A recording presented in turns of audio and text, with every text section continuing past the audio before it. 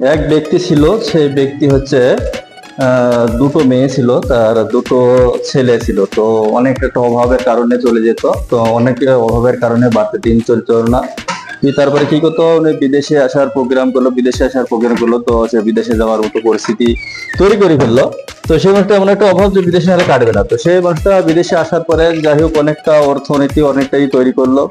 তো তৈরি করার পরে তারপরে আর কি এমন একটা হয়ে গেল, তারপরে এমন একটা হয়ে গেল যে ও অনেকটা মানে পরিশ্রম সবকিছু দূর করলো, সবকিছু দূর করার পরে সে এমন একটা পরিস্থিতি হয়ে গেল যে বহুত দিন বহুত পয়সা অর্জন করলো।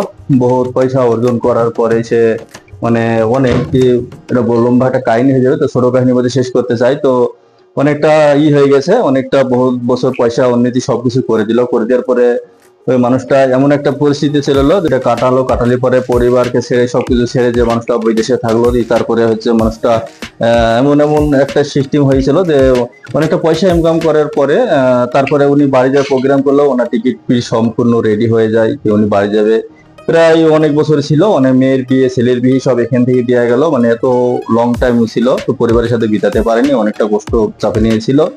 তো সেই মানুষটা হঠাৎ মানে টিকিট ফিটি রেডি হওয়ার পরে হঠাৎ একদিন ভালোই ঘুমাইছিল, যে ঘুমের মুহূর্তে ওনাকে এমন একটা সিস্টেম মানে ঘুমের মধ্যে একজন যেন ডাকছে ওকে যে এই তুই ওঠ, তোর টাইম শেষ, তুই ওঠ, তোর টাইম শেষ। তুই ঘুম থেকে উঠে দেখছে যে মাটিতে পা আর আকাশের নিকে মাথা। তখনই ও বুঝতে পারিছে যে মনে হয় আমার আমার এই দিনটাই আমার কাছে শেষ দিন। তো যাই হোক তারপরে উনি একটাই বলছে যে আমি অনেক কিছু মানে আবহ করি যে হচ্ছে অর্থনীতি যদি সম্পূর্ণ অর্থনীতি যদি কোনো গরিব অনাস্থারকে মসজিদ মাদ্রাসা যদি দান করে দিই তো কিছুটা নেকি পাওয়া যায়। তো সেই অনুযায়ী আমি আমাকে 6 ঘন্টা টাইম দেওয়া হোক, যে 6 ঘন্টা টাইম দেওয়া হোক, যে আমি হচ্ছে 6 ঘন্টার মধ্যে পরিবারের ভিতরে বিতে চাই, আমি সম্পূর্ণ আমার অর্ধেক অন্তর্নীতি যতটুকু আমি কি কামিয়েছি জীবনে ততটুকু আমি দান করে দিতে চাই। তো তারপরে বলছে না, তোর টাইম শেষ, তোর যাওয়ার তোর টাইম শেষ, তুই চলে যা। মানে তারপরে এমন একটা ঘটনা হলো যে ওনাকে টাইম দেওয়া যাবে না, মানে যাওয়ার টাইম হয়ে গেছে, ওনাকে চলে যেতে হবে। তারপরে ওনাকে চলে যেতে হবে। তো সেই মানুষটা হচ্ছে বলছে ঠিক আছে, আমি হচ্ছে আমার যত ইনকাম করেছি সম্পূর্ণ অর্থনীতি আমি সম্পূর্ণ দান করে দেবো। আমাকে পরিবারের সাথে, আমাকে বেশি না, পরিবারের কাছে আমাকে 1 ঘন্টা সময় দেওয়া হোক, 1 ঘন্টার মতন। তার বলছে তোর টাইম শেষ। তো তারপরে বলছে যে ঠিক আছে, আমার টাইম যখন সবই শেষ হয়ে গেলো, আমি যত ইনকাম করেছি সম্পূর্ণ আমি গরিবদের মধ্যে দান করে দিতে চাই, আমি একে 1 ঘন্টার জন্য সময় দেওয়া হোক, যে আমি পরিবারের সাথে একটু বিতাতে চাই। মানে অনেকটা আফসোস অনেকটা মনে আছে। তো যাই হোক ওটা হলো না, দিয়ে তারপরে বলা গেল তোকে 5 মিনিট টাইম দেওয়া হলো, 5 মিনিট দেরি করা তুই করে নিতে পারিস। তো ওনাকে 5 মিনিট টাইম হলো, সে 5 মিনিট একটা চিঠি লেখার জন্য 5 মিনিট ওনাকে টাইম দেওয়া হলো।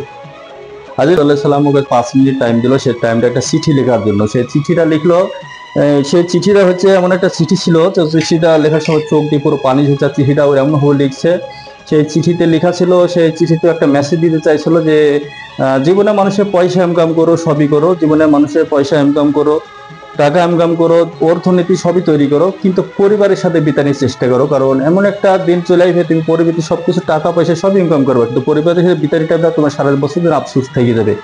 এরকম পারদেশের ব্যবহারে এরকম বেশি ঘটনা হয়। অনেকটা আমরা এমন একটা পরিস্থিতি হয়ে যায় যে পরিবারকে সবাইকে খুশি রাখবার জন্য আমরা অর্থনীতির পেছে টাকার পেছে দৌড়তে দৌড়তে এমন একটা পরিস্থিতি হয়ে যায় যে আমরা পরিবারের সাথে সে বিতাবো, সেই বিতানের টাইম হয় না। তো মেসেজে ওটাই প্রমাণ হলো যে মানুষের ওরাই বলতেছে যে আমার মতন ভুল আপনারা করবে না, কোনো মানে মানুষ পয়সা ইনকাম করো, পরিবারের সাথে বিতানোর চেষ্টা করো। কারণ মানুষ টাকার পিছনে দৌড়তে দৌড়তে এমন একটা পরিস্থিতি চলে যায়, সে টাকার সম্পূর্ণ অর্থনীতি যদি দান করে দেয় তো সেই একটা সেকেন্ডের জন্য সময় পায় না পরিবারের কিছু বেতনে, সেজন্য সবকিছু টাকা দিয়ে পূরণ হয় না। তো নিজের কিছু একটাই কি পারদেশের ঘটনা এটাই হয় যে পারদেশে থাকতে হলে অনেকটা সহ্য অনেকটাই করতে হয়, কিন্তু টাকার পিছিয়ে দৌড়াচ্ছে, পরিবারের কিছু একটু হলে থাকার খুবই প্রয়োজন আমাদের। তো অনেকজন আমরা করিনি।